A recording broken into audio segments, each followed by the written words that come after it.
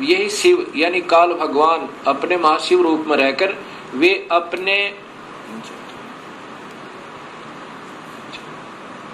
अपने सारे अंग में भस्म रमाए रहते हैं। उन काल रूपी ब्रह्म ने, अब देखो युग काल रूपी ब्रह्म, ये ब्रह्म की ही व्याख्या सारी, इसी को महाशिव, सदाशिव, महाब्रह्मा, महाविष्णु नाम से कहा गया है। इन पुराणों का प्रारंभ यहाँ से होता है, फिर आगे चल के त्रिलोकीय ब्रह्मा विष्णु में इसकी उत्पत्ति इसी ब्रह्म से होती है।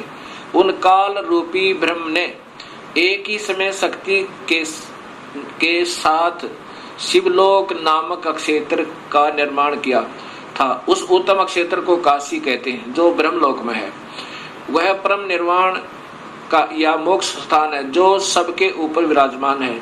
वे प्रिया प्रियतम रूप शक्ति और शिव, जो परमानंद स्वरूप है, उस मनोरम क्षेत्र में नित्य निवास करते हैं। ये ब्रह्म काल और या पार्वती यानी महापार्वती प्रकृति काशी पुरी परमानंद रूपणी है। मुने शिव और शिवा ने प्रलय काल में भी कभी उस क्षेत्र को अपने सानिध्य से मुक्त नहीं किया है, इसलिए विद्वान पुरुष उसे अविमुक्त क्षेत्र के नाम से जानते हैं। उसमें इसलिए पिनाकधारी शिव ने पहले उसका नाम आनंद वन रखा था, उसके बाद वह अविमुक्त नाम से प्रसिद्ध हुआ। देवर से एक समय उस आनंद वन में रमण करते हुए यानी पति पत्नी का व्यवहार करते हुए शिवा और शिव के शिवा यानी प्रकृति देवी और शिव ये काल भगवान के मन में यह इच्छा हुई कि किसी दूसरे पुरुष की सृष्टि करनी चाहिए, जिस पर यह सृष्टि संचालन का महान भार रखकर हम दोनों केवल काशी में रहकर इच्छा अनुसार विचरें और निर्वाण धारण करें। वही पुरुष हमारे अनुग्रह से सदा सबकी सृष्टि करे, पालन करे और वही अंत में सबका संहार करे। अब आगे देखिए, ऐसा निश्चय करके शक्ति सहित सर्वप्रिय परमेश्वर शिव ने अपने वाम भाग के 10वें अंग पर अमृत मल दिया। ये इन्होंने अपने हिसाब से गलत कर दिया, जबकि संस्कृत सहित अभी आपको दिखाया था, इसलिए डबल दिखानी पड़ रही है मुझे। अब यहाँ 10वें अंश का अंग का अर्थ है योनि में, अर्थात पत्नी पति के रूप में बीज स्थापना किया और फिर उससे पुरुष प्रकट हुआ। उसका नाम क्या रखा, ये आप देखिए, उसका नाम विष्णु रखा। ये देखो, उसने अपना नाम पूछा तो बात सुनकर महेश्वर भगवान शंकर हंसते हुए कहे कि तुम्हारा नाम, ये देखो, शिव ने कहा कि वत्स बेटा, आप व्यापक होने के कारण तुम्हारा विष्णु नाम विख्यात होगा। ये काल कहता है विष्णु को बेटा, वत्स माने बेटा, तेरा नाम विष्णु होगा। अब 7वां अध्याय देखो, ये 6ठा अध्याय समाप्त हुआ। अब ये 7वां अध्याय देखिएगा। ब्रह्मा जी कहते हैं कि देवर से उसके बाद मुझे भी काल ने ही, ब्रह्म ने ही उत्पन्न किया, ये स्पष्ट है। सदाशिव ने पूर्ववत अर्थात जैसे विष्णु को उत्पन्न किया वैसे यत्न करके मुझे परमेश्वर ने सांब यानी पार्वती, प्रकृति देवी और सदाशिव दोनों ने पहले की तरह जैसे विष्णु उत्पन्न किया पति पत्नी के रूप से, मुझे अपने दाहिने अंग से उत्पन्न किया। मुने उन महेश्वर ने मुझे तुरंत ही अपनी माया से मोहित करके नारायण देव के नाभि कमल में डाल दिया। ब्रह्मा ने बेरा ही नहीं, आप बेहोश था, बता इसने के विराकोण से नारायण की नाभि में था। ये विष्णु महाविष्णु रूप में स्वयं काल ही है और यही इनका पिता है। तो ब्रह्मा की उत्पत्ति शिव से और ब्रह्मा विष्णु की उत्पत्ति शिव से, ये शिव पुराण सिद्ध करती है। इसी गीता प्रेस गोरखपुर से प्रकाशित शिव महापुराण में आप देखिएगा, तीनों ब्रह्मा विष्णु महेश को गुण युक्त बताया है। ये 10वां अध्याय, ये देखिएगा, ये 9वां अध्याय समाप्त हुआ और ये 10वां अध्याय प्रारंभ हुआ। परमेश्वर शिव बोले, उत्तम व्रत का पालन करने वाले हरे विष्णु को आदेश दे रहे हैं, अब तुम मेरी दूसरी आज्ञा सुनो। ये काल है महाशिव, उसका पालन करने से तुम सदा, अब तुम मेरी दूसरी आज्ञा सुनो, उसका पालन करने से तुम सदा समस्त लोकों में माननीय और पूजनीय बने रहोगे। ब्रह्मा जी के द्वारा रचे गए लोक में जब कोई दुख या संकट उत्पन्न होगा, तब उन संपूर्ण दुखों का नाश करने के लिए सदा तत्पर रहना। तुम्हारे संपूर्ण दुस्सह कार्यों में मैं तुम्हारी सहायता करूंगा। अर्थात शिव विष्णु संपूर्ण शक्तिशाली नहीं है, ये काल कहता है कि मैं तुम्हारी मदद करूंगा। तुम्हारे जो दुर्जय अत्यंत उत्कृष्ट शत्रु होंगे, उन सबको मैं मार गिराऊंगा। अर्थात विष्णु भी संपूर्ण शक्ति युक्त नहीं है, शिव जी उनको आदेश दे रहा है, तुम नाना प्रकार के अवतार धारण करके लोक में अपनी उत्तम कीर्ति का विस्तार करो।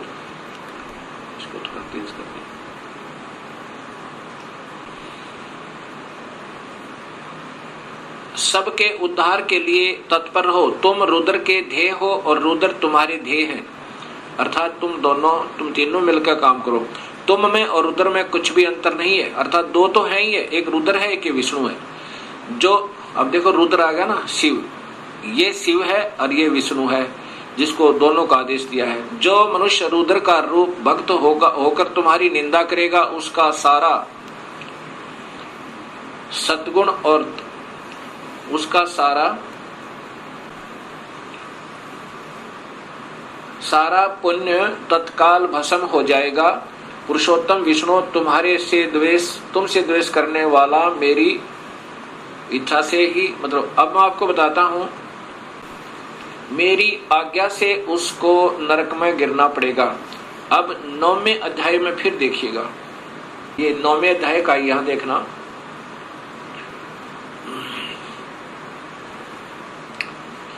और संहार करने वाले रज आदि त्रिविध गुणों द्वारा ब्रह्मा विष्णु और रुद्र ने नाम से प्रसिद्ध हो 3 रूपों में पृथक पृथक प्रकट होता हूँ।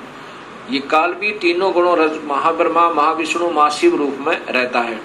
साक्षात शिव गुणों से भिन्न है, वे प्रकृति और पुरुष से भी परे हैं। अद्वितीय नित्य अनंत पूर्ण निरंजन परब्रह्म परमात्मा है। ये काल तीनों लोकों का पालन करने वाले श्री हरि भीतर तमोगुण और बाहर सतोगुण धारण करते हैं। त्रिलोकी का संहार करने वाले रुद्र भीतर सतोगुण और बाहर से तमोगुण धारण करते हैं, तथा त्रिभुवन की सृष्टि करने वाले ब्रह्मा जी बाहर और भीतर से रजोगुण ही हैं। इस प्रकार ब्रह्मा विष्णु और रुद्र इन 3 देवताओं में गुण हैं। अब ध्यान से देखो, इस प्रकार ब्रह्मा विष्णु और रुद्र माने शिव शंकर, ये त्रिलोकीय ब्रह्मा विष्णु महेश, इन तीनों देवताओं में गुण है। रजगुण ब्रह्मा है, सतगुण विष्णु है, तमगुण शिव जी। दिखा ना कि शिव ऊपर अंदर से तो सतगुण दिखा है भगवान जैसा, लेकिन वास्तव में उसका परम गुण तमोगुण है शिव का। अब इस प्रकार इन तीनों में गुण बताए हैं, रजगुण ब्रह्मा, सतगुण विष्णु, तमगुण शिव जी। इन तीनों देवताओं में गुण है। अब देखो चौथा कौन रह गया फिर वो, अब चौथा जो शिव की महिमा गाई जा रही है वो कौन है, वो काल है। और ये तीनों यह नारे लिख दिए। अब इस प्रकार ये सब ज्ञान आपके समझ में आएगा। अब आपको दिखाता हूं, देवी भागवत महापुराण संस्कृत सहित है मेरे पास, और साथ में फिर दिखाऊंगा ये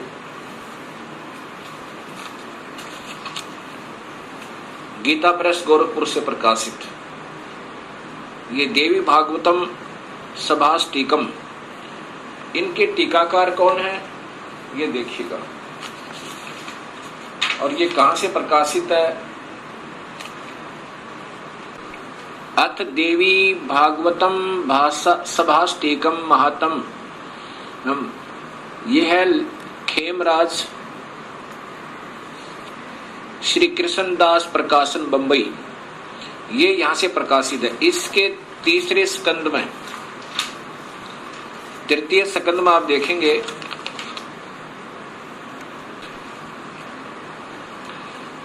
अथ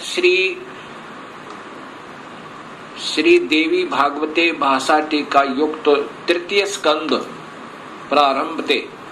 ये तीसरे स्कंद में अब ये दिखाना चाहता हूं कि स्वयं ब्रह्मा विष्णु महेश ये तीनों गुण युक्त हैं। यही तीनों गुण है। क्या लिखा है ये देखिए। शिव जी कह रहे हैं, हे माता, यदि हमारे ऊपर सदा आप दया युक्त हो तो हमको तमोगुण में, मुझे तमोगुण में किस प्रकार प्रदान किया, मैं तुम गुण क्यों बनाया, कैसे बनाया, और ब्रह्मा रजगुण और विष्णु सतगुण, हरि सतगुण किस प्रकार बनाया, ये नीचे है युक्त किए। फिर देखें ये तीसरे स्कंद में है। हे माता, शिव जी कह रहे हैं, रुद्र कह रहे हैं, यदि हमारे ऊपर सदा आप दयायुक्त हो तो हमको तमोगुण में किस प्रकार प्रदान किया, मैं इसे राक्षस कर्म में क्यों लगाया, ब्रह्मा रजोगुण और हरि सतगुण युक्त किए। अब बताओ। अब देखो तुम्हारे तीनों गुण सर्जन पालन संहार स्थित हैं। यही काल का जाल है और इस माया से इसको अपने इन पुत्रों को भी भ्रमित रखता है। अब देखिएगा ये देवी भागवत महापुराण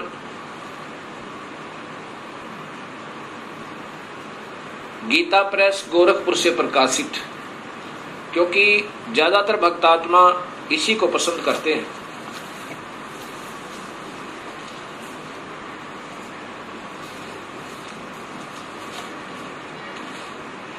ये सचित्र मोटा टाइप श्री देवी भागवत केवल हिंदी, पहले संस्कृत सहित आपको दिखाई थी, अब ये देखना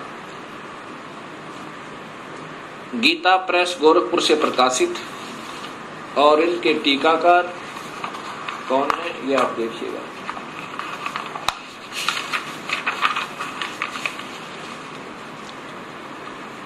मोटा टाइप। और यहाँ हनुमान संपादक हनुमान प्रसाद पोदार चिमन लाल गोस्वामी, इसके तीसरे स्कंद में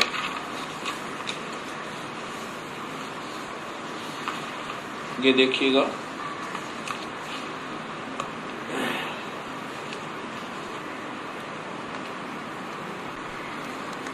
देवी भागवत तीसरा स्कंद। इसमें जन्मेजय ने पूछा, भगवान आपने अम्बा यज्ञ द्वारा परम पवित्र नवरात्र व्रत करके उसके द्वारा देवी के आराधन करने की आज्ञा दी है, अतः वे कौन देवी हैं, कैसे और सब प्रकट हुई, उनके पधारने का क्या उद्देश्य है। अब ये जन्मेजय पूछ रहे हैं व्यास जी से, और व्यास जी बता रहे हैं कि यही प्रश्न मेरे मन में आया था, मैंने नारद जी से पूछा था। तो नारद जी ने फिर बताया, अब ये पूछ रहा है अभी कि कितने ही आचार्य भवानी को संपूर्ण मनोरथ पूर्ण करने वाली बतलाते हैं, वे आदि माया महाशक्ति एवं परम पुरुष के साथ रहकर, परम पुरुष ये काल को कहते हैं, इन महापुरुषों के लेखकों की बुद्धि यही तक काम करती रही, साथ रहकर कार्य संपादन करने वाली प्रकृति है या 8 भुजा वाली। ब्रह्म के साथ उनका अभेद संबंध है। ब्रह्म माने काल, क्षर पुरुष, जो गीता के 15वें अध्याय में काम आओगा, याद रखना। ब्रह्म के साथ उनका अभेद संबंध है। वे सृष्टि स्थिति और संहार कार्य में संलग्न रहती हैं। अब देखो जिसको भी लेते हैं इन्हीं का नाम लेते हैं, क्योंकि इन मुख्य कारण तो यही है। इससे ज्यादा काल है, काल के बाद इसका नंबर। इसने फिर 3 विभाग कर दिए, काल ने और प्रकृति ने अपने 3 पुत्र उत्पन्न करके। वो ये प्रकृति याद रखना, ये गीता जी में आपके काम आएगा। ये शब्द कि प्रकृति कौन है, वही शेरा वाली अष्टंगी, और 3 गुण भी ब्रह्मा विष्णु महेश, ये गीता जी में भी आपको काम आएंगे। नारद जी से व्यास जी ने पूछा, व्यास जी ने अपने पिता ब्रह्मा जी से पूछा, तो ब्रह्मा जी ने बताया नारद को कि कैसे सृष्टि उत्पन्न हुई। ब्रह्मा जी ने कहा, बेटा मैं इस प्रश्न का क्या उत्तर दूं? यह प्रश्न बड़ा ही जटिल है महाभाग। तुम भगवान विष्णु से इसका समुचित समाधान पा सकते हो। महामते, इस संसार में कोई भी रागी पुरुष ऐसा नहीं है जिससे यह रहस्य विदित हो। ओए होए, किसी को नहीं बेरा इसका, लेकिन अंदाजा सा बताऊंगा, ऐसा ब्रह्मा कह रहा है। जो त्यागी, अहंकार रहित एवं ईश्वरीय शून्य है, ईर्ष्या शून्य है, वही इस रहस्य को जान सकता है। पूर्व काल में सर्वत्र जल ही जल था। जहां से ब्रह्मा को शोधी आई उसे आगे की ही बता रहा, और वही इन पुराणों में वर्णित है। पूर्व काल में सर्वत्र जल ही जल था, स्थावर जंगम जितने प्राणी उनमें कोई भी नहीं थे। तब कमल से मेरी उत्पत्ति हुई। उस समय मुझे सूर्य, चंद्रमा, वृक्ष तथा पर्वत कोई भी दृष्टि गोचर नहीं हो रहे थे।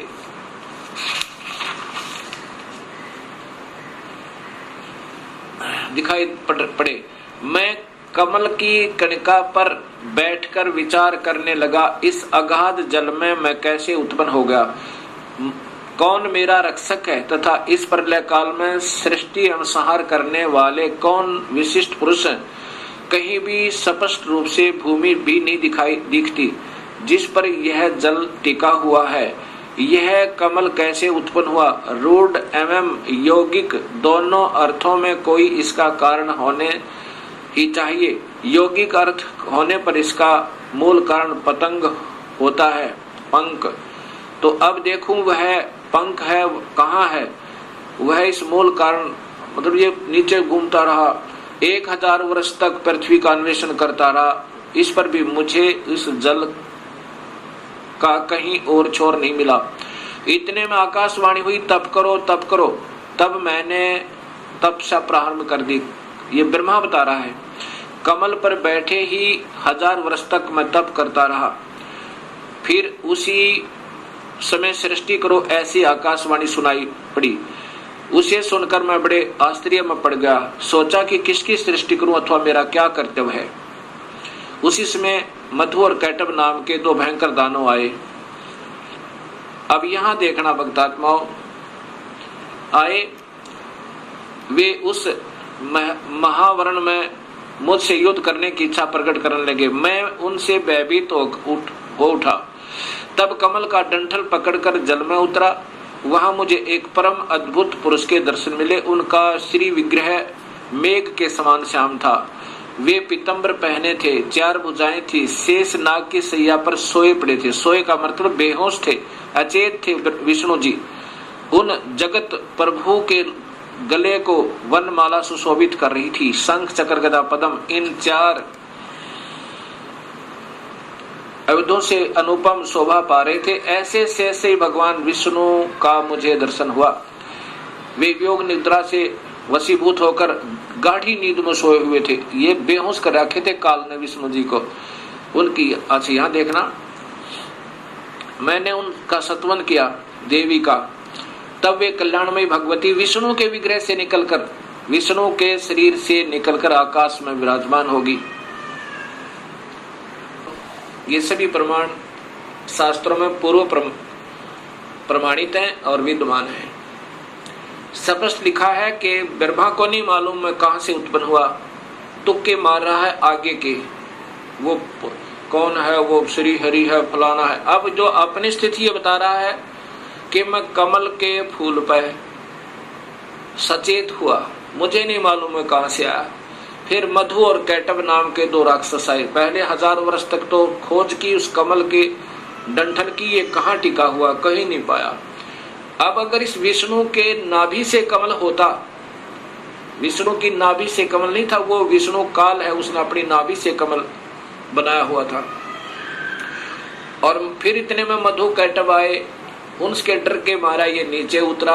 आगे विष्णु अचेत पड़ा था शेष सैया पे, शेष नाग के ऊपर बेहोश पड़े थे। उसमें से एक शक्ति निकली और उसके बाद ये होश में आया। और फिर मधु कैटब के साथ इनका युद्ध हुआ। 5000 वर्ष तक तो ये लड़ते रहे और मधु कैटब को नहीं मार पाए। जब योग निद्रा भगवान विष्णु के शरीर से अलग होकर, योग निद्रा के ये तो बेहोशी शक्ति एक इनके अंदर डाल रखी थी। आकाश में विराजने लगी, तब तुरंत ही श्री हरि उठ बैठे। ये विष्णु जी उठ बैठे। उन्होंने मधु और कैटभ के साथ 5000 वर्ष तक बड़ी घमासान लड़ाई हुई। तब वे दैत्य मरे। कैसे मरे? पहले देवी के कटाक्ष से मधु और कैटभ मोहित हो गए थे। उसके बाद भगवान विष्णु ने गोद में लिटाकर उन्हें प्राणों से रहित कर दिया। नीचे लगा करो। अब वहां पर मैं और भगवान विष्णु दो थे। वही रुद्र भी प्रकट हो गए। ये देख लो, वहीं ये रुद्र अर्थात ये त्रिलोकीय शिव भी आ गया। हम तीनों को भक्ति अध्याशक्ति ने के दर्शन हुए। उन्हें देखकर मन मुग्ध हो गया। उनकी उत्तम स्तुति की। तब वे आदि शक्ति हम लोगों से कहने लगी। देवी ने कहा, ब्रह्मा विष्णु और महेश्वर, ये रुद्र को महेश्वर भी कहा, ये ध्यान से देखना। तुम भली भांति सावधान होकर अपने अपने कार्य में संलग्न हो जाओ। सृष्टि, स्थिति और संहार ये तुम्हारे कार्य हैं। इन महान पराक्रमी दैत्यों का निधन हो जाने पर अब तुम्हें अपना स्थान बनाकर शांतिपूर्वक निवास करना चाहिए। अब क्या बोलते हैं? ब्रह्मा जी कहते हैं कि भगवती अध्यास शक्ति की यह वाणी बड़ी मधुर, सुंदर और सुखप्रद थी। हमने वह स्पष्ट सुनी। हम लोगों ने उनसे कहा, माता, अब माता कह रही हैं, हम किस प्रकार इन प्रजाओं के सर्जन आदि कार्य करने में सफल हों। विस्तृत भूमि का अभाव है, सभी स्थान जल मगन है, पंचभूत कुछ भी नहीं है। अब क्या कहती है फिर ये माई ने आगे कहा, माता, हम किस प्रकार इन प्रजाओं के सर्जन कार्य करने में सफल हों। विस्तृत भूमि का अभाव है, सभी स्थान जल मगन है, पंचभूत एवं गुण ये सब समाप्त हैं। पंचभूत एवं गुण तन्मात्र इंद्रियां चाहिए, परंतु उनका भी अभाव है। हमारी बात सुनकर उन कल्याण स्वरूपिणी भगवती का मुखमंडल मुस्कान से भर गया। इतने में एक सुंदर विमान आकाश से उतरा। तब उन देवी ने हमें आज्ञा दी, देवता और निर्भीक होकर स्वेच्छा पूर्वक इस विमान में प्रवेश कर जाओ। ब्रह्मा, विष्णु और रुद्र, आज मैं तुम्हें एक अद्भुत दृश्य दिखलाती हूँ। हमने भगवती की बात सुनकर उसे शिरोधार्य कर लिया। वह रतन जड़ित विमान पर चढ़कर हम लोग आराम से बैठ गए। वह विमान मोतियों की मालाओं से सुशोभित था और उसे से अनेक कणियों की ध्वनि हो रही थी। अमरावती की तुलना करने वाले उस भव्य विमान पर हम तीनों निर्भीक होकर बैठ गए। माता आदेश दे रही है बच्चों की तरह, बेटा इसमें बैठो तीनों। और अब आगे देखो,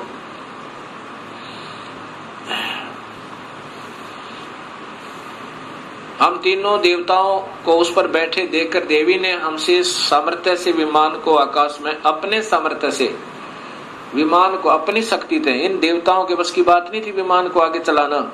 देवी ने अपने सामर्थ्य से विमान को आकाश में उड़ा दिया।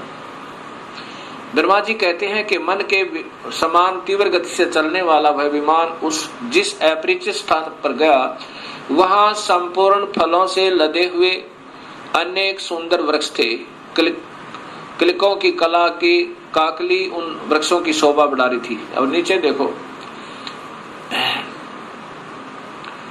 वहां पर ये क्या था? ये कौन था? ये स्वर्ग था।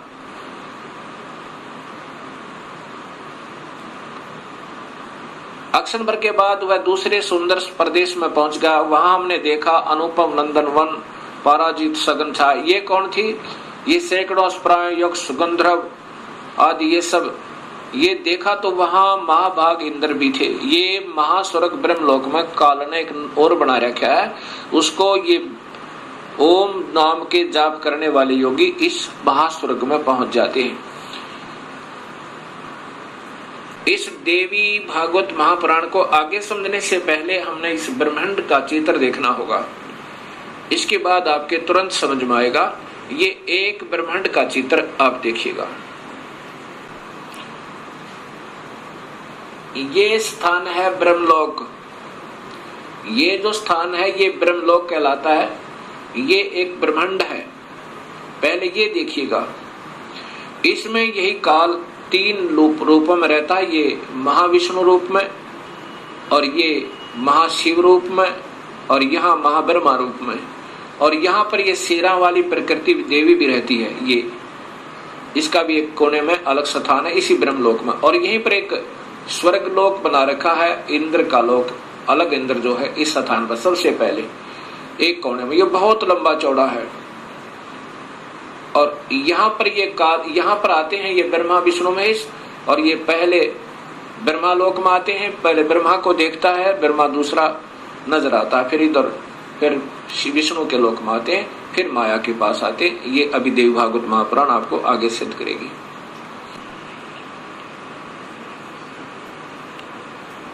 असीम कृपा प्रभु की हुई है भक्तात्माओं अपने ऊपर कि ये शास्त्रों में छुपी हुई सच्चाई समाज के सामने आ रही है,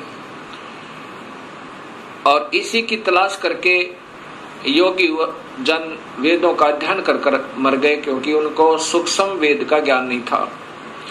और सूक्ष्म वेद के ज्ञान बिना ये बात समझ में नहीं आ सकती। ये स्वयं कबीर परमेश्वर ने ही स्वयं आकर अपनी वाणी, साधारण वाणी के द्वारा सरल भाषा में इस वेदों का भी और गीता जी का एक सत्य ज्ञान दिया था। लेकिन वो साधारण भाषा होने के कारण हम उसको यकीन नहीं कर पाए उन पर। अब इंद्र महा स्वर्ग से आगे, यानी इंद्र के लोक से आगे ब्रह्म लोक की तरफ प्रस्थान किया।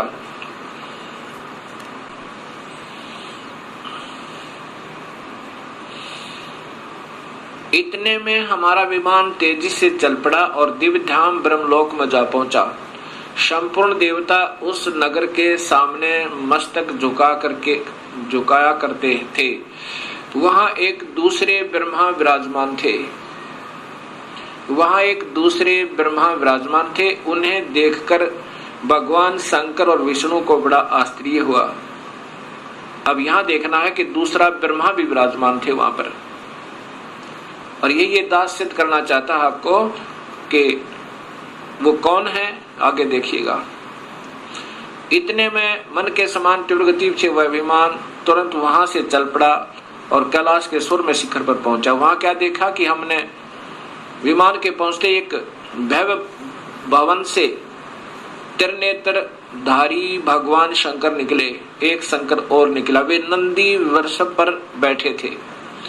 उनके 5 मुख थे और 10 भुजाएं थी। मस्तक पर चंद्रमा आदि थे। उसके बाद आगे देखो,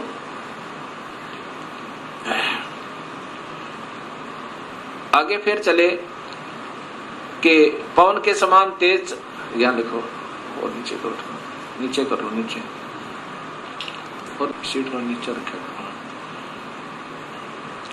अक्षण भर के बाद वही विमान उस शिखर से भी पवन के समान तेज चाल से उड़ा और बैकुंठ लोक में पहुंचा। उसी ब्रह्म लोक में एक विष्णु लोक बना रखा काल ने। ये देखो नीचे कि वहां पर कमल लोचन श्री हरि विराजमान थे। कमल लोचन श्री हरि विराजमान थे, अर्थात एक विष्णु और वहां पर था। अब ये तीनों देवता विमान में बैठे हुए जा रहे हैं और दूर से देख रहे हैं। एक ब्रह्मा और है, एक विष्णु और है, एक शिव और है। उसके बाद कहते हैं कि ब्रह्मा जी बता रहे हैं कि हमारा विमान बहुत तेज गति से चला और कहां पहुंचा, जहां पर एक बहुत सुंदर औरत बैठी थी। और उसको देख करके हमने सोचा कि ये कौन है, ये देवी कौन है।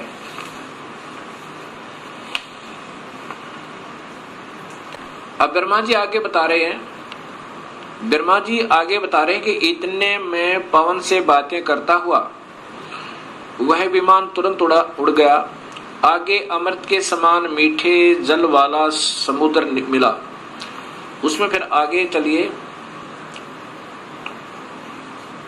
उसमें एक मनोहर द्वीप था और वहां पर नीचे यहां देखिएगा, एक मंगलमय मनोहर पलंग बिछा था, उस पलंग में सुंदर रतन जड़े थे।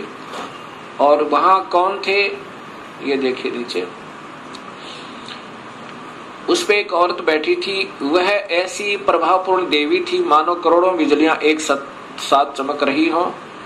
अत्यंत सुंदर मुख था, लाल दांत और करोड़ों लक्ष्मियों से भी अधिक वह सुंदर थी। अब वैसी सुंदरी स्त्री को मैंने कभी नहीं देखा था। पास में अनेकों साधक बैठकर हरियम इस मंत्र का जाप कर रहे थे।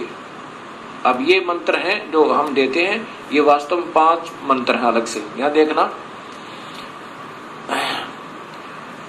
उसके हजारों नेत्र, हजारों हाथ, हजारों मुख आदि आदि। हम आपस में कहने लगे, यह सुंदरी कौन है। हम आपस में वही ठहरे रहे और आपस में कहने लगे कि यह सुंदरी कौन है, इसका क्या नाम है।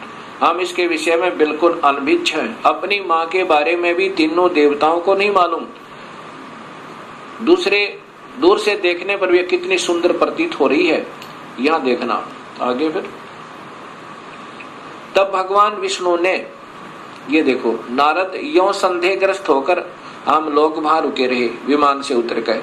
तब भगवान विष्णु ने उस चारों सिहिनी भगवती को देखकर विवेक पूर्वक निश्चय कर लिया कि ये भगवती जगदम्बिका है, वो प्रकृति है, ये हमारी माँ है। तब उन्होंने कहा कि ये ही भगवती हम सबकी आदि कारण अर्थात माता है। महाविद्या और महामाया इन्हीं के नाम है। ये पूर्ण प्रकृति है। ये देख लो, ये प्रकृति इनकी ब्रह्मा विष्णु महेश की माँ है। और यहाँ स्वयं बताते हैं, ये भगवान विष्णु कह रहे हैं कि मैंने जब देखा था, मैं छोटा सा था, पर्यावरण में मुझे दर्शन हुए थे इस देवी के। उस समय मैं छोटा सा था। ये वही संपूर्ण संसार की कारण है, ये वही देवंगना है जिनके पर्यावरण में अर्थात जो पानी ही पानी था, मुझे दर्शन हुए थे। उस समय मैं बालक रूप में था। विष्णु जी कह रहे हैं मैं बालक रूप में था। ये वही देवी भागवत महापुराण गीता प्रेस गोरखपुर से प्रकाशित है।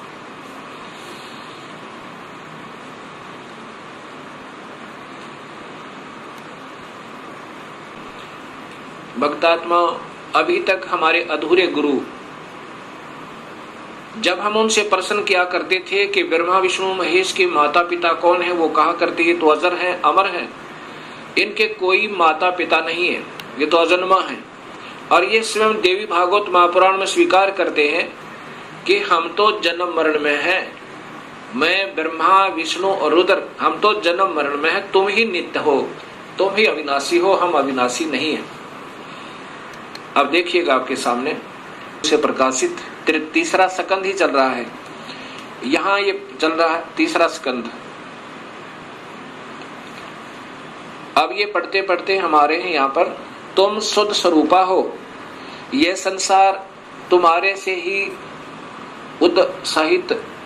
उत्सित हो रहा है। मैं ब्रह्मा और शंकर, विष्णु स्वयं कह रहा है, मैं ब्रह्मा और शंकर हम सभी तुम्हारी कृपा से विद्यमान हैं। हमारा आविर्भाव और तिरोभाव हुआ करता है। आविर्भाव माने जन्म और तिरोभाव माने मृत्यु। हम तो मृत्यु और जन्म में हैं, ये ध्यान से देखो। और केवल तुम ही नेता हो, जगत जननी हो, प्रकृति और सनातनी देवी हो।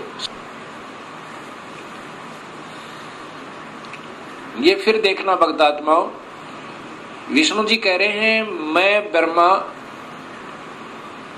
विष्णु, ब्रह्मा और शंकर हम सभी तुम्हारी कृपा से विद्यमान हैं। हमारा आविर्भाव और तिरोभाव हुआ करता है। आविर्भाव माने जन्म, तिरोभाव माने मृत्यु। केवल तुम ही नेता हो, जगत जननी हो, प्रकृति और सनातनी देवी हो। ये प्रकृति शब्द आपको गीता में काम आएगा जब ये दास आपको बताएगा कि ब्रह्म और प्रकृति से तीनों गुणों की उत्पत्ति हुई। ब्रह्मा विष्णु महेश की, रजगुण ब्रह्मा, सद्गुण विष्णु, तमगुण शिव जी की। ये वही देवी भागवत महापुराण है, गीता प्रेस गोरखपुर से प्रकाशित। यहाँ देखो, श्री भगवान शंकर बोले, देवी यदि महाभाग विष्णु तुम्ही से प्रकट हुए हैं तो उनके बाद उत्पन्न होने वाले ब्रह्मा भी तुम्हारे ही बालक हुए। और फिर मैं तमोगुणी लीला करने वाला शंकर भी तुम्हारी संतान हुआ। अब दोनों बात सिद्ध होगी भगवत आत्माओं। विष्णु भी प्रकृति से उत्पन्न हुआ, ब्रह्मा भी, और शिव ये तमोगुण शिव।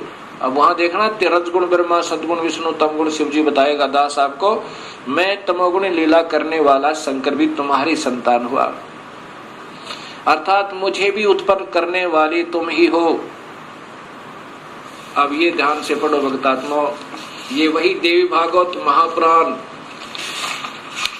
गीता प्रेस गोरखपुर से प्रकाशित।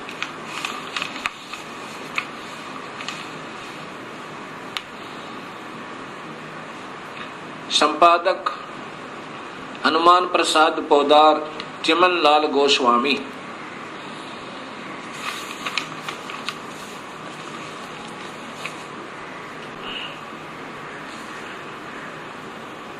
अब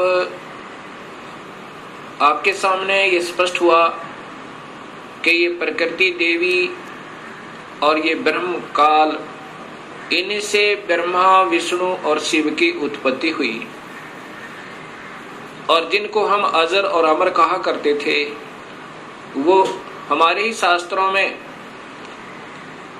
प्रमाणित है कि ये अनित्य है, ये तो नाशवान और जन्म और मरण के अंदर है। अब इन बातों का ज्ञान होने से ही हमें स्पष्ट ज्ञान होगा कि पूर्ण परमात्मा कौन है। अब उसके बाद क्या होता है, काल ने, ब्रह्म ने कहा था कि जब ये बच्चे सियाने हो जाएं, इन तीनों को सागर मंथन पर भेज देना और वहां पर जो वस्तु निकले इनको देना। सबसे पहले अब देवी ने क्या किया कि तुम तीनों अब विमान पर बैठो और जाओ अपने अपने स्थान पर, ये विमान तुम्हें वहां छोड़ देगा। ब्रह्मा को ब्रह्मालोक में, जैसा भी आपने ब्रह्मांड का चित्र देखा था, अलग से ब्रह्मालोक, विष्णुलोक, शिवलोक बने हुए हैं। इस ब्रह्मांड में ये पहले ही रचित हैं और इनको ऐसे ही एक बहुत लंबे चौड़े समुद्र पर, जल के समुद्र पर, वहां अपनी शक्ति से रखा हुआ था। किनको? ब्रह्मा विष्णु महेश को। तब ये तीनों अपने अपने लोक में पहुंचे। फिर आदेश हुआ प्रकृति देवी का कि तुम तीनों अब सागर मंथन करो। तीनों ने मिलकर सागर मंथन किया। इस ब्रह्म भगवान ने, काल भगवान ने पहले ही समुद्र के अंदर एक कूर्म का रूप धारण करके अपने ऊपर सुमेरु पर्वत को टिका लिया और उसमें इन जाकर तीनों ने शेष नाग के उसे रस्से थे उसका मंथन किया, ऐसे जैसे पहले पुराने समय में दूध रिड़कते थे ऐसे। उसमें से वेद निकले। वेदों को ब्रह्मा ने पढ़ा और वेदों में पाया कि पूर्ण परमात्मा कोई और है जिसने सृष्टि रची हुई है, वही जग का करता है, उसकी उपासना करनी चाहिए, वो आकार में है। उससे पहले ये तीनों बालक अपनी माँ से पूछा करते थे कि माँ हमारा पिता कौन है। तब ये प्रकृति देवी कहा करती थी कि तुम्हारा कोई पिता नहीं, कोई तुम्हारी माँ नहीं, मैं ही तुम्हारा पिता और मैं ही तुम्हारी माँ हूं। क्योंकि काल भगवान ने, ब्रह्म ने, उस महाब्रह्मा, महाविष्णु, महाशिव रूप में रहने वाले उस गुप्त काल ने प्रकृति देवी को सख्त आदेश दिए थे कि मेरा भेद मत बताना, और बता भी देगी तो मैं किसी भी योग विधि से, किसी वेद विधि से नहीं प्राप्त हो सकता। मैं किसी को आकार रूप में कभी दर्शन नहीं दूंगा, अपने वास्तविक स्वरूप में कभी दर्शन नहीं दूंगा, अर्थात मेरे लोक में ये कोई नहीं आ सकता। तो प्रकृति देवी इसलिए कहा करती थी कि बेटा तुम्हारा कोई बाप नहीं, कोई माँ नहीं, मैं ही तुम्हारा पिता, मैं ही तुम्हारी माँ हूं। जब ब्रह्मा ने पढ़ा कि वेदों में लिखा है कि परमात्मा कोई और है, सृष्टि रचनहार, और उसको पाया जा सकता है ओम नाम के जापते। ऐसा उसने सोचा कि ओम का नाम लिखा है और ध्यान लगाऊंगा, मेडिटेशन को अधिक करूंगा, प्रभु प्राप्ति होगी। तब ब्रह्मा ने कहा कि माँ, आप कहा करती थी कि हमारा कोई पिता नहीं। वेदों में लिखा है कि परमात्मा आकार में है और वही पूर्ण परमात्मा ही सारी सृष्टि का रचनहार है। उसके पाने का ओ मंत्र भी लिखा है, यही मंत्र है जो उसको पाने का ऐसा ही होगा। ऐसा विचार करके ब्रह्मा ने कहा कि मैं पिता के दर्शन करूंगा। माई ने कहा कि बेटा, वो तुम्हें कभी दर्शन नहीं देगा, तुम्हारा पिता। ब्रह्मा ने कहा कि माँ, अब आपकी बातों पर विश्वास नहीं होता, मैं पिता की तलाश करूंगा, अर्थात परमेश्वर को ढूंढूंगा। माई ने कहा कि यदि तुम्हें पिता नहीं मिला तो क्या करेगा? ब्रह्मा ने कहा कि मैं फिर वापस नहीं आऊंगा, दर्शन नहीं दूंगा आपको। ऐसा सोचकर, ऐसा कहकर ब्रह्मा वहां से चल पड़ा। एकांत स्थान पर जाकर 4 युग तक मेडिटेशन किया, ध्यान किया, ओम नाम का जाप किया। प्रभु प्राप्ति नहीं हुई। अब शर्मिंदा वापस नहीं आ रहा है। तब आकाशवाणी काल ने की प्रकृति देवी को कि सृष्टि प्रारंभ करो, जीवों की उत्पत्ति करो। तब प्रकृति देवी ने कहा कि तेरा जेठा बेटा, ज्येष्ठ पुत्र ब्रह्मा आपकी तलाश में हट करके गया हुआ है। तब निरंजन ने कहा कि मैं कभी किसी को किसी भी वेद विधि वर्णित विधि से कोई दर्शन नहीं दूंगा, मेरी प्राप्ति नहीं हो सकती, उसको वापस बुलाओ। तब प्रकृति देवी ने अपनी शब्द शक्ति से एक लड़की उत्पन्न की, उसका नाम गायत्री रखा और कहा, बेटी जा ब्रह्मा को समाधि से उठा कर ला, उसको कहना कि तेरे बिना सृष्टि रचना अधूरी है और आप वापस चलिए। अब वो गायत्री देवी जब वहां पहुंची ब्रह्मा के पास, ब्रह्मा के चरण छुए, ब्रह्मा का ध्यान भंग हुआ। तब उसने देखा कि सामने एक लड़की खड़ी है। ब्रह्मा गुस्से में आकर कहता है कि तूने मेरा तप भंग कर दिया, तू कौन पापचारिणी आ गई, मैं तुझे श्राप देता हूं।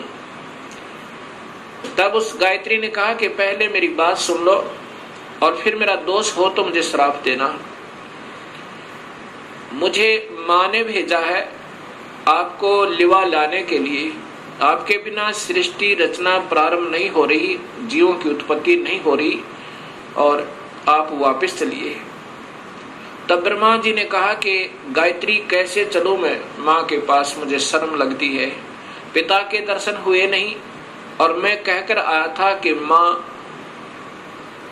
यदि पिता के दर्शन नहीं हुए तो मैं वापस नहीं आऊंगा, दर्शन नहीं दूंगा।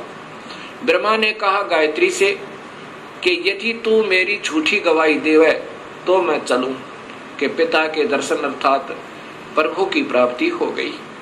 गायत्री ने कहा कि एक और गवाह तैयार करते हैं। गायत्री ने अपनी सब शक्ति से एक और लड़की उत्पन्न की, उसका नाम पहपवती रखा।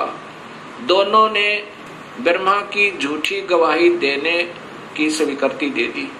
तीनों के तीनों माता के पास, प्रकृति देवी के पास आ गए। प्रकृति देवी ने पूछा कि ब्रह्मा तुझे पिता के दर्शन हुए? ब्रह्मा ने कहा हाँ माँ, मुझे पिता के दर्शन हुए। तो देवी ने पूछा कैसे प्रमाणित हुआ है? ब्रह्मा ने कहा कि इन दोनों से पूछ लो, इनके सामने मुझे दर्शन देकर के पिताजी गए हैं। तब उन दोनों से पूछा, प्रकृति देवी ने, गायत्री और पहपवती ने स्वीकृति दी और कहा कि हाँ हमारे सामने ब्रह्मा को दर्शन दिए, पिता ने दर्शन दिए, बड़ा तेजो में शरीर था, ऐसे तुक्के मारे।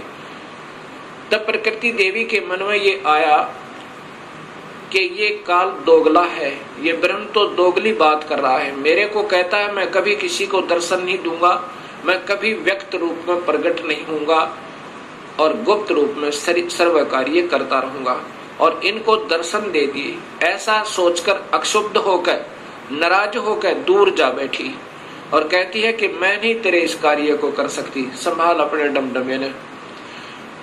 मुझे कुछ कहता है और इनको दर्शन दे दिए हैं। तब आकाशवाणी काल भगवान ने क्षर पुरुष ने की कि प्रकृति देवी ये झूठ बोल रहे हैं, मैंने कोई दर्शन नहीं दिया। तब वो करड़ी होकर, गुस्से में होकर और आई और कहा कि नादानो, तुम झूठ बोल रहे हो, आकाशवाणी हुई है परमात्मा की। वो कहता है कि मैंने कोई दर्शन नहीं दिए। तब वो हंसने लगे और ब्रह्मा ने कहा कि माँ, मुझे शर्म आ रही थी आपके पास आने में, क्योंकि पिता के दर्शन हुए नहीं थे और मैं उस समय ये कहकर गया था कि मैं आऊंगा नहीं यदि पिता के दर्शन नहीं हुए तो, इसलिए हमने ये झूठ बोलने की स्कीम बनाई। तब प्रकृति देवी ने, इस शेरा वाली दुर्गा ने तीनों को श्राप दे दिया, ब्रह्मा तेरी पूजा जग में नहीं होगी और तेरे ही वेदों के पढ़ने वाले तेरे वंशज तेरे ही तरह सच्चाई नहीं कहा करेंगे। विद्वान जो हो जाएंगे उनको सही ज्ञान तो होगा नहीं, लेकिन झूठ बोलने पर तुले रहा करेंगे और सत्य ज्ञान ना होते हुए भी वो ज्ञान प्रचार करते रहेंगे और दुनिया को गुमराह किया करेंगे। पर उसको गायत्री को श्राप दिया कि तू गाय बनेगी, तेरे कई पति होंगे जैसे सांड, और पहुपति को श्राप दिया कि तू गंदी स्थान पर उत्पन्न होने वाली जड़ी बूटी बनेगी। जब तीनों को श्राप प्रकृति दे चुकी, तब काल भगवान ने आकाशवाणी की उस प्रकृति देवी को ही सुनाई दी वो कि तूने ये अच्छा नहीं किया दुर्गा, इनको श्राप नहीं देना था, तू संविधान को अपने हाथ में नहीं ले सकती, ये सब मेरा कार्य है, अब मैं तुझे श्राप देता हूँ। तू भी द्वापर युग में द्रौपदी बनकर जाएगी, तेरे 5 पति होंगे। ऐसा श्राप पाकर के प्रकृति कहने लगी, निरंजन तेरे वश होगी, मैं अपने पिता से, अपने मूल मालिक से बिछुड़ गई, अब तू कुछ भी नाच नचा दे, यदि मैं इन बच्चों को नहीं डांटूंगी, नहीं धमकाऊंगी तो ये कैसे कार्य सुचारू करेंगे। और मैंने इनको थोड़ा सा सजा दी तो तूने मुझे सजा दे दी, ठीक है नचा ले, नाच जैसे तू नचाना चाहता है। उसके बाद प्रकृति देवी विष्णु के पास गई, विष्णु के लोक में विष्णु से कहा कि बेटा तू भी अपने पिता की खोज कर ले, कहीं फिर बाद में समाधि लगाकर बैठो और सृष्टि रचना में भंग होवे। विष्णु जी अपने पिता ज्योति निरंजन काल भगवान की तलाश में चल पड़े। कहाँ पहुंचे? शेष नाग के लोक में पहुंचे और शेष नाग ने जब देखा कि तेरी जुरिडिक्शन में यहाँ सबने अपनी अपनी सीमाएं बांट रखी हैं, कुत्ते ने अपनी बांट रखी हैं, राजाओं ने अपनी बांट रखी है, भैंसे ने अपनी बांट रखी है कि जो भी उस सीमा में आ जाए उसके साथ लड़ मरे, कट जाए और 2 दिन के मेहमान से भी। ऐसे ही शेष नाग ने जब देखा कि तेरी जुरिडिक्शन में, तेरे राज्य की सीमा में ये कौन बेधड़क व्यक्ति आ रहा है, इसको कोई डर नहीं तेरा, ऐसे ही अपने 1000 फनों से शेष नाग ने बहुत जोर से फुंकारा छोड़ा विष्णु को भयभीत और सतर्क करने के लिए कि सावधान हो जा, तू कैसे निर्भीक होकर आ रहा है। ऐसे उस जहर का फुंकारा जैसे स्प्रे पेंट होया करे, ऐसे विष्णु जी का शरीर काला बन गया, जैसे धुंध हो जाकर उसके अंदर विष्णु छुप गया। उस शेष नाग के विष के फवारे तय विष्णु जी का शरीर विग्रह काला हो गया, सांवला हो गया। जब विष्णु जी ने देखा कि इस नादान कीड़े ने, इस नादान सर्प ने ये क्या जुल्म किया, मैंने इसका क्या बिगाड़ा था, मैंने तो इसको कुछ कहा भी नहीं था, इसने ऐसे मेरा स्वरूप बिगाड़ दिया, अब इसको ठीक करता हूँ, इसको गढ़ता हूँ। ऐसा सोचकर उस नाग को समाप्त करने के लिए विष्णु आगे बढ़ने लगा। उसी समय आकाशवाणी हुई ज्योति निरंजन की, काल की, कि विष्णु अब इसको कुछ मत कहे, शेषनाग को। अगर ऐसे तुम लड़ने मरने लगे तो सृष्टि कैसे प्रारंभ होगी। अब इसको कुछ मत कहे, द्वापर युग में ये काली देह में हो जाएगा, जन्म लेगा, इसका अवतार होगा और तय उस समय कृष्ण बनकर जाएगा, उस समय इससे अपना बदला ले लेना। अब तू वापस जा और अपनी माँ को स्पष्ट बता दे, झूठ मत बोलना, मैं कभी किसी को दर्शन नहीं दूंगा और ना ही मेरे कोई दर्शन कर सकता, किसी भी वेदों वर्णित विधि से, यज्ञ से, तप से, जप से नहीं कर सकता। यदि झूठ बोलेगा तो तेरा हाल भी ब्रह्मा जैसा हो जाएगा, वापस जा। ऐसा सोचकर, ऐसी आकाशवाणी सुनकर ब्रह्मा विष्णु जी वापस चल पड़े, माँ के पास आए। माता ने पूछा, क्यों पुत्र, पिता के दर्शन हुए? विष्णु जी ने कहा, नहीं माँ, मुझे दर्शन नहीं हुए। इस बात को सुनकर ये जगदम्बिका दुर्गा बड़ी प्रसन्न हुई और विष्णु को सीने से लगाया और कहा, पुत्र तू सत्यवादी होगा और तुझे मैं यहाँ पालन पोषण और स्थिति का विभाग देती हूँ और अब मैं तुझे अपनी कृपा से तेरे पिता के दर्शन कराती हूँ। देख शरीर में ध्यान लगाकर और पहुंच जा सहस्रार कमल में। सहस्रार कमल में जो ज्योत प्रकाश दिखाई दे रहा है वो 1000 ज्योतियां, बस ये तेरे पिता का स्वरूप है, ये ज्योत स्वरूपी निरंजन है। ऐसे इन सबको बहका रखा है। विष्णु जी अपने पिता के प्रकाश रूप में दर्शन करके बड़ा प्रसन्न हुआ। उस अंदर प्रकाश देख के, ये मेडिटेशन करने वाले अंतिम उपलब्धि केवल ज्योत बताते हैं, वो ज्योत स्वरूपी वही तो काल है और उसी को देखकर सब प्रसन्न हो जाते हैं। उसके बाद यही माई शिव जी के पास गई, शंकर जी के पास गई। शंकर जी से कहा, बेटा तू भी अपने पिता की तलाश कर ले, तेरे 2 भाइयों को तो मिला नहीं। ब्रह्मा शिव जी ने कहा कि हे माँ, जब मेरे 2 बड़े भाइयों को नहीं मिला पिताजी, तो मैं तो कोशिश ही नहीं करता, परंतु माँ मेरी एक प्रार्थना है। तो माता ने कहा कि बोलो क्या चाहते हो? कि मुझे जन्म मरण रहित कर दे, मुझे अमर कर दे माँ, मैं तो यही मांगता हूँ आपसे।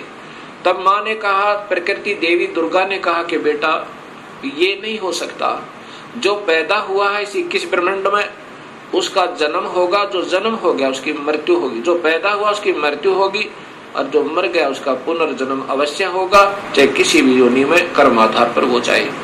अमर नहीं कर सकती। पुत्र में एक विधि बता सकती हूँ जिसके कारण तेरी आयु सबसे ज्यादा हो जाएगी। भगवान शिव ने कहा कि माँ ऐसी ही कृपा कर दो। तब देवी ने कहा कि पुत्र तू ज्यादातर मेडिटेशन करया करे और मेडिटेशन करते करते अपने श्वासों को, प्राणों को 10वें द्वार पर स्थिर कर दिया कर, श्वास कम से कम आने दिया कर और ठंडे क्षेत्र में रहा कर ताकि तेरा शरीर खराब ना होए। उसके बाद भगवान शिव ज्यादातर ध्यान समाधिस्थ रहते हैं और अपने श्वासों को रोक लेते हैं। श्वासों के आधार पर ही ये सब प्राणियों की आयु निर्धारित है। उसके बाद फिर इन तीनों से कहा कि तुम जाओ सागर मंथन करो। पहले माई ने कहा कि तुम पहले मेरे से सृष्टि रचना करो, मुझे ही पत्नी बनाकर तुम तीनों यहाँ के सृष्टि रचना करो। तब इन तीनों ने कहा, हे माँ, माता नार पुत्र की होई, हे जननी ये कहाँ अगत होई। तब माँ ने कहा कि बेटा मैं तुम्हारी परीक्षा ले रही थी और ये देख रही थी तुम भी अपने पिता की तरह ही ऐसे हो या तुम्हारे अंदर कोई विवेक है। ठीक है, तुम जाओ फिर सागर मंथन करो। अब दूसरी बार फिर सागर मंथन किया। जब सागर मंथन किया उसमें 3 रूप माई नहीं अपने बनाए इस दुर्गा ने। ये सिद्धि होती है, एक सिद्धि वो चोलेदार है, चोले माने शरीर। 3 रूप बनाए और 3 लड़कियों के रूप में बाहर आई। वो तीनों के तीनों ब्रह्मा विष्णु महेश एक एक लड़की को लेकर के, तीनों लड़कियों को लेकर के माँ के पास आए। माता ने पूछा कि पहले कौन सी निकली थी, कि ये, उसका नाम सावित्री रखा, वो ब्रह्मा से ब्याह दी। दूसरी का नाम लक्ष्मी रखा वो विष्णु से ब्याह दी, और तीसरी का नाम उमा रखा, वो शिव से शादी कर दी। और तीनों से कहा कि अपनी अपनी पत्नियों को लेकर अपने अपने लोक में जाओ और अब ये सृष्टि प्रारंभ करो। यहां से ये काल सृष्टि प्रारंभ हुई। अब इसी का प्रमाण आपको देवी भागवत महापुराण में देता हूं, तीनों की शादी का। अब देखिएगा, ये देवी, वही देवी भागवत महापुराण गीता प्रेस गोरखपुर से प्रकाशित।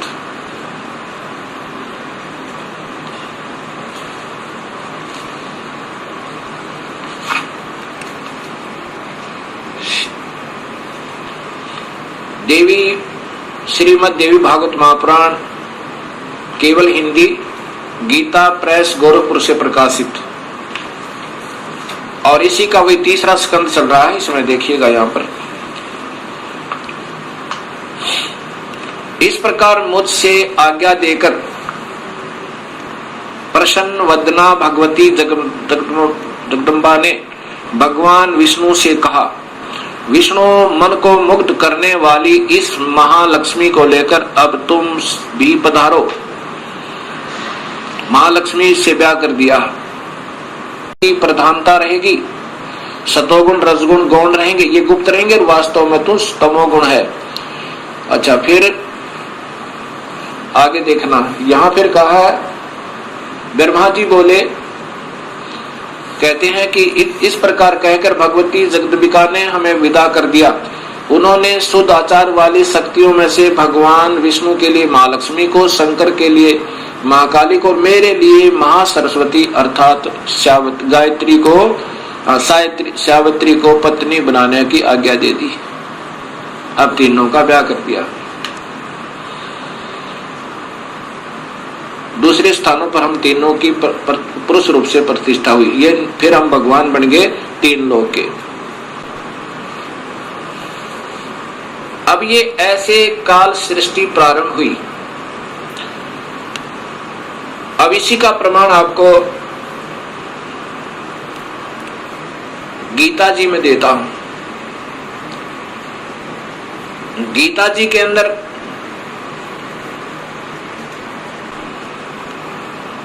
अब देखिएगा,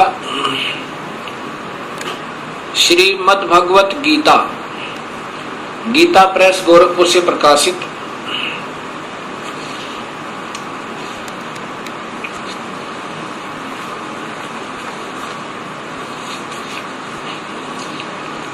इसके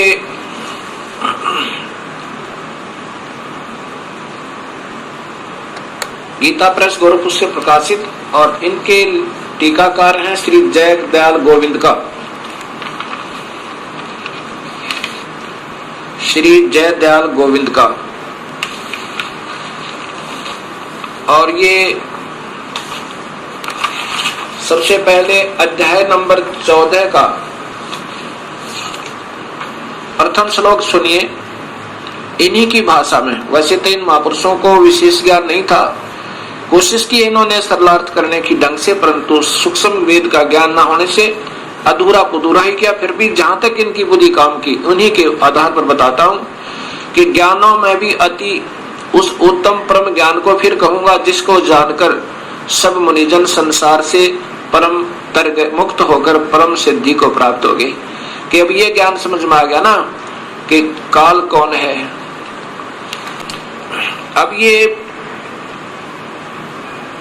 ये ब्रह्म भगवान स्वयं ही कह रहा है कि अब वो उत्तम ज्ञान तुझे फिर बताऊं अर्जुन, जिसको समझ गए और फिर मेरे जाल से सब निकलने की चेष्टा कर जाते हैं, करते हैं, वो निकल जाते हैं।